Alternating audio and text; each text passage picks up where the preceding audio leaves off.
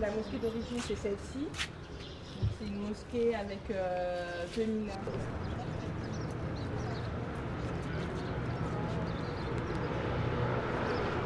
On va parler de quelques-uns des bâtiments qui sont autour de la place. À ma connaissance, c'est le seul temple protestant. Aujourd'hui, Dakar, c'est une ville qui fonctionne un peu par strates. Donc il y a différentes couches que l'on découvre au fur et à mesure que qu'on évolue dans la ville.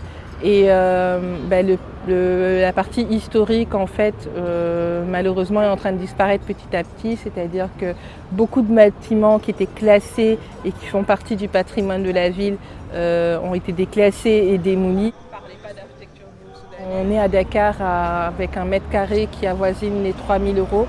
Et donc, on se retrouve dans une situation où les bâtiments, quand bien même avec une valeur historique, valent moins que le terrain sur lequel ils se trouvent. Donc ça devient compliqué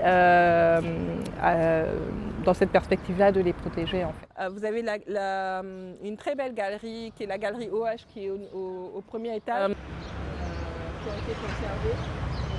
Plus facilement.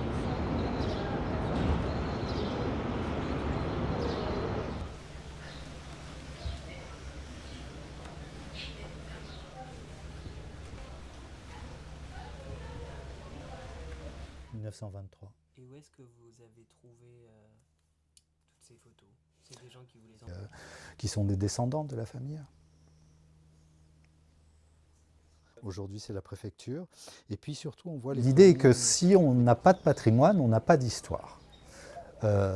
Donc il est important de se connaître soi-même, savoir d'où on vient, de quelles briques on est constitué, et puis pour pouvoir aller de l'avant.